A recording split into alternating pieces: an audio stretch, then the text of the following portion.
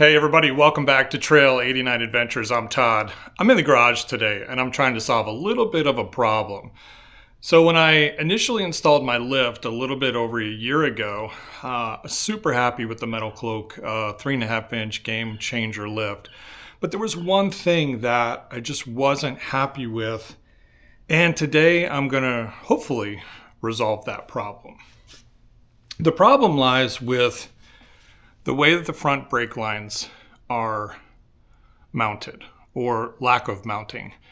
And on my JL Wrangler, when I got it, the front brake line, there's a bracket that attaches to the lower control arm. It's bolted into the lower control arm.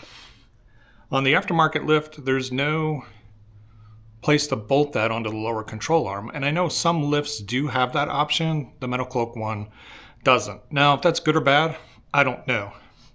The only problem is Metal Cloak didn't really provide a very good solution for that. So let me show you what I'm talking about here. You can see right here, this is the factory bracket that is mounted onto the lower control arm from the factory. In fact, there's the bolt hole there. And all I did when I installed the lift is I pretty much just zip tied that bracket to the lower control arm. Now the problem that I have with that is when I'm at full flex, this gets really tight. And I actually never disconnect the sway bar when I'm off on the trail because of the amount of stretch that that brake line gets. Certainly don't want to rip that off. So today I'm going to try to resolve that. Now, I do like how the factory mount has the brake line attached right in here by the shock mount.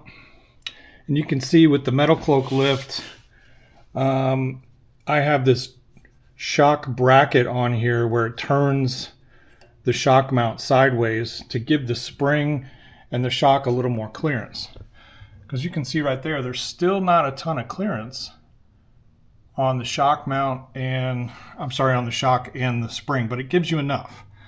But if I was mounted in the normal spot right there, it would be very, very, very close. So I'm going to try to resolve that today, but I do like how this is mounted in here. It is tucked away.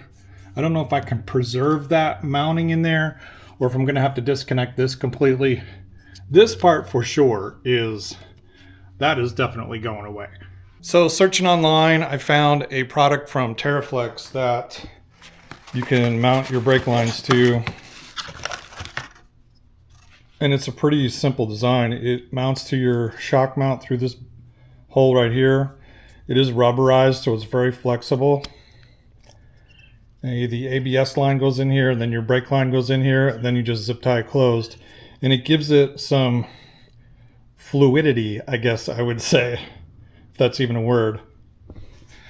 So I'm going to put these on. Now, the biggest challenge that I've seen of people that have installed these is getting the bracket off of the current brake line without damaging the brake line. So we're going to give it a shot here, see if we can get it done. So come along with me today and check it out. Now, gang, the first thing I want to say here is I am not a mechanic. I am a garage home taught mechanic, if that tells you anything. So what I'm doing here, you may not necessarily want to do to your Jeep. It's just what I'm doing to mine. So first thing I'm going to do is cut these zip ties off of here and get this bracket removed.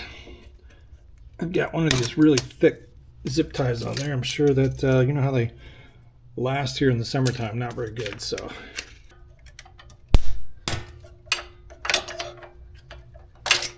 all right, that's off of there. So I'm going to have to remove this shock bolt so I can get this around to the other side. The interesting thing about Metal Cloak is these are 3/4 inch bolts and nuts. They're not metric. Yeah, there you go. I had that thing torqued up to whatever the spec was, and it was certainly holding. Actually had the white mark on the nut there to make sure that it didn't have any flex in it. Now, because the way that I have the shock mounts on there, I'm going to have to mount this a little bit different than the standard way of mounting it if you're using a standard shock mount. Because my bolt goes this way, front to back, and this is really designed to mount it from a bolt that's going this way. So if I mounted it in this hole, I would have to bend it because you really want it this way.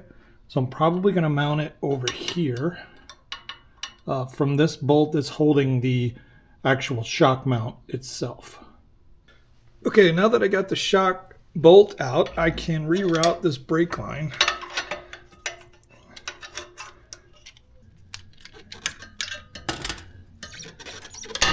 There we go.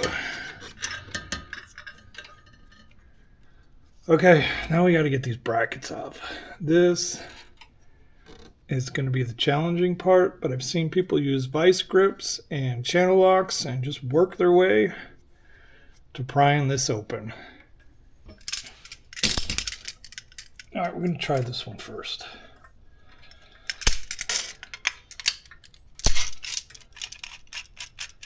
Dial this thing in, tighten it up a little bit, get the right clamping on there. Yeah. Okay.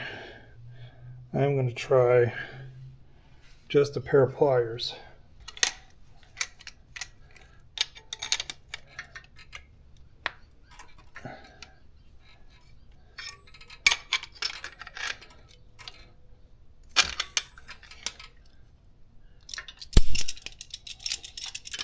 The rubber handle keeps coming off of my pliers. Oh yeah, that's a lot better.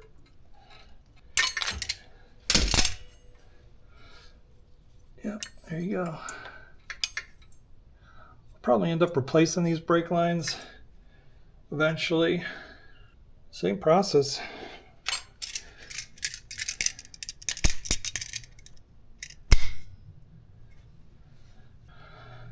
I was thinking of taking my Dremel tool and kind of doing a notch, grind this out a little bit. But I didn't want to hit this line with that, slipping off there and hit that. But I think if you scored this, it's one of the things I thought of was just scoring this. It would really...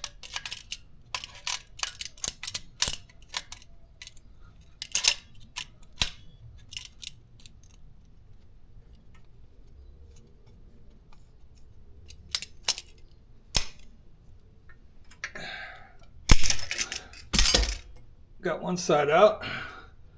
That actually worked pretty well. All right, you can see the bracket is starting to bend, and now I just need to bend this lower side down.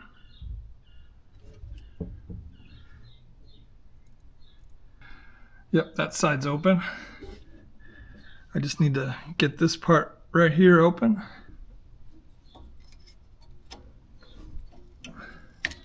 There you go. Done. Okay, I'm just gonna test this. I just put the ABS line in first, brake line. I'm gonna mount it, I think, here, but I need to slide this over some more.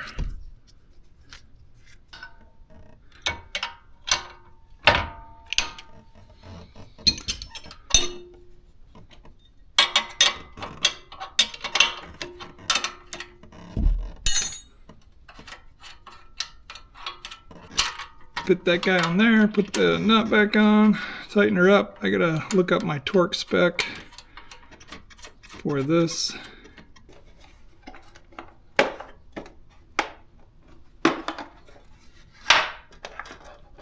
So right now I've got it at 70 because I've got the 0. Now I just need to turn it to 5, line it up, let it lock in. Now I'm at 75 foot-pounds.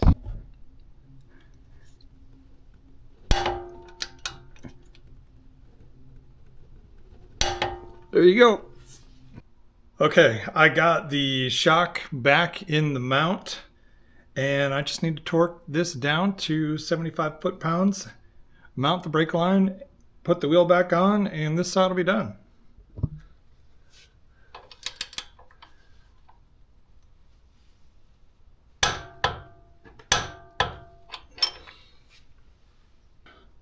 We've got the wheel turned all the way out, so it is actually the wheel's turned all the way in, pushing the brake line side out. So got plenty of room there.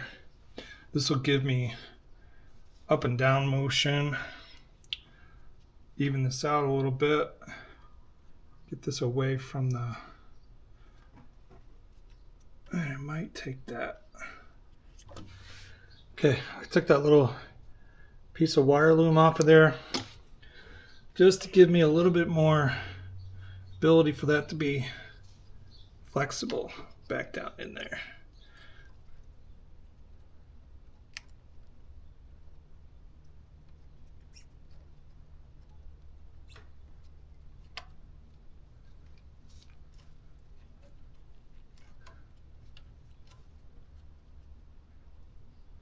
I think that looks pretty good.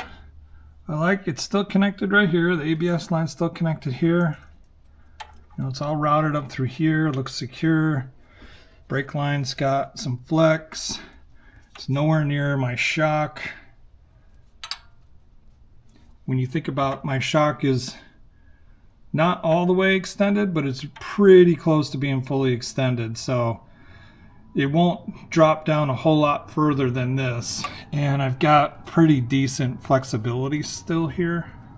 All right, I torqued that bolt. I torqued that nut. I've got these zip tied on. I reattached the mount over there. This is reattached. The only thing I need to do is jack this thing back up, put this wheel back on, and then work on the other side. I think it's going to work out pretty good.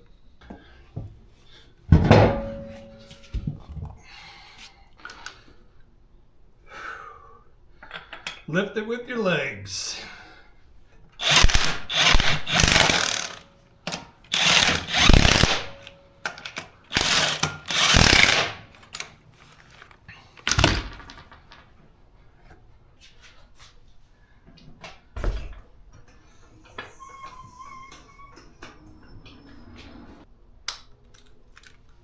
All right, these get torqued to 130.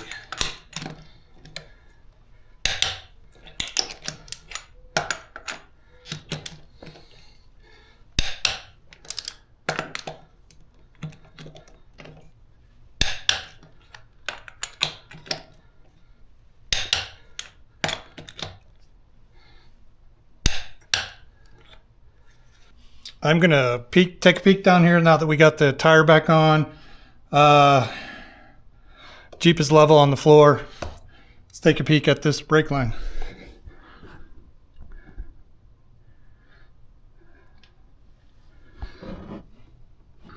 Looks like it's got good clearance from the shock. Got some flex over here. Looks like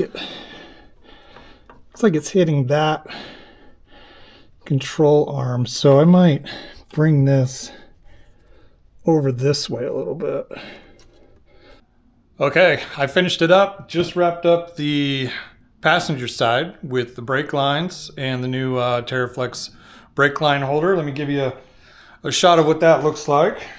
So here it comes from the rigid brake line here with this bracket and the flexible hose with the ABS sensor line coming down here. We've got the TeraFlex bracket in there, which is nice and flexible.